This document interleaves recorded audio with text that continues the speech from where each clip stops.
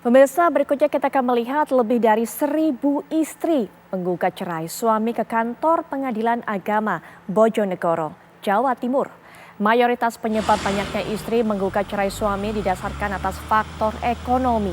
Tidak hanya istri yang menggugat suami, ratusan suami mengajukan gugatan cerai di Pengadilan Agama Bojonegoro. Selama bulan Januari hingga bulan Juni 2023, Kantor Pengadilan Agama Bojonegoro Jawa Timur mencatat ada sebanyak 1.500 kasus perceraian.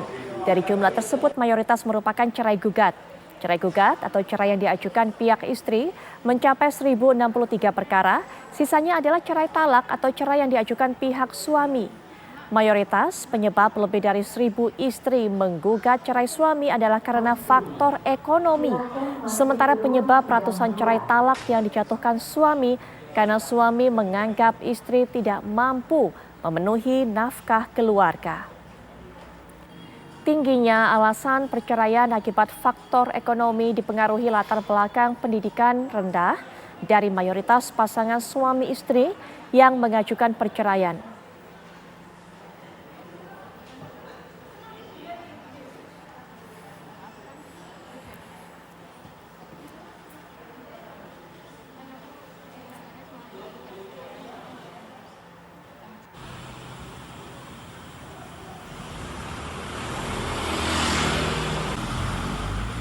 Dan pemirsa, untuk bisa mengetahui lebih lanjut mengenai hal ini, kita sudah terhubung dengan Bapak Solikin Jamik. Assalamualaikum warahmatullahi wabarakatuh. Selamat malam Pak Solikin. Waalaikumsalam warahmatullahi wabarakatuh. Baik, Pak Solikin merupakan Ketua dari Pengadilan Negeri Bojonegoro. Baik, Pak Solikin, kami tadi dapatkan informasi bahwa sampai 1.000 istri menggugat cerai suaminya adalah karena faktor ekonomi. Apakah itu satu-satunya faktor, Pak? Atau ada faktor lain seperti kekerasan dalam rumah tangga yang menjadi penyebab istri banyak sekali menggugat cerai? Yang dominan memang faktor ekonomi. Memang betul, itu bukan satu-satunya penyebab terjadinya perceraian. Juga ada kekerasan dalam rumah tangga, bahkan juga mulai tren itu adalah juga akibat judi online. Tetapi mayoritas yang terbesar memang penyebabnya masalah ekonomi. Baik, faktor ekonomi ini menjadi faktor yang dominan. Apakah karena banyak suami yang di PHK, Pak, dari tempat kerja mereka masing-masing? Rata-rata di Bojonegoro ini para keluarga itu membangun hubungan keluarga itu tidak berdasarkan kebutuhan, tapi berdasarkan keinginan. Karena keinginannya terlalu besar, tidak diimbangi dengan kemampuan, itulah sebenarnya menjadi problem terbesar. Munculnya keinginan itu karena diilhami oleh mentalitas yang terjadi, selalu memandang persoalannya dihitung dengan uang. Di saat yang sama sebetulnya pendidikannya itu adalah sangat rendah. Rata-rata yang bercerai ini adalah mayoritas itu lulusan SMP. Nah ini ya sebetulnya yang menjadi penyebab utama. Dan rata-rata karena lulusan SMP, dia tidak memiliki kemampuan untuk bertarung dalam dunia publik, dan sehingga pendapatannya itu adalah tidak bisa maksimal. Baik, dan mereka ini juga Pak, apakah memang pasangan suami istri yang menikah di usia muda dan juga usia mereka atau usia pernikahan mereka juga relatif masih singkat, Pak?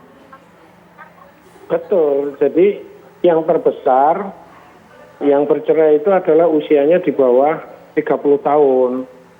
Dan masa menikahnya antara menikah sampai bercerai itu rata-rata 7 tahun. Punya anak 1, masih belum punya rumah, masih ikut orang tua. Itu yang terjadi. Dari situ kelihatan bahwa mereka pernikahannya pun masih dalam usia muda.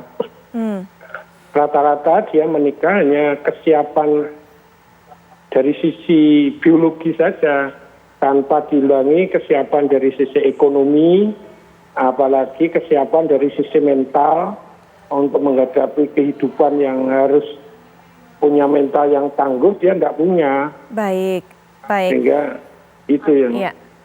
Pak, salah satu upaya terjadi begitu. Iya, Pak, salah satu upaya dari pihak pengadilan tentunya adalah mempertemukan suami istri tersebut dan juga memberikan solusi ataupun jalan tengah dan juga meminta mereka untuk rujuk. Biasanya mereka kemudian kenapa, Pak? Tidak mau melakukan ini, Pak, atau tidak mau rujuk, Pak, setelah dipertemukan oleh pihak pengadilan? Usaha mediasi menjadi bagian yang tidak terpisahkan dalam usaha untuk merukunkan. Tetapi mereka sudah bertekad bahwa rata-rata karena sudah datang ke pengadilan, itu adalah problem di keluarganya itu sudah rumit dan tidak bisa disatukan. Sehingga kegagalannya cukup besar usaha mediasi yang dilakukan itu. Nah inilah sebetulnya upaya mediasi itu adalah menjadi salah satu upaya yang ada. Tetapi yang harus dipahami oleh publik, pengadilan agama ini pengadilan sebagai lembaga penanganan, bukan pencegahan. Nah, sehingga yang harus dilihat oleh publik, bagaimana mencegah mereka tidak datang ke pengadilan. Ya, Dan baik. itu domainnya tokoh masyarakat, pemerintah sebetulnya. Baik, baik. Pak Solikin Djamik, terima kasih ya Pak sudah meluangkan waktunya untuk bisa memberikan keterangan kepada kami mengenai hal ini. Selamat malam Pak, selamat melanjutkan aktivitas kembali.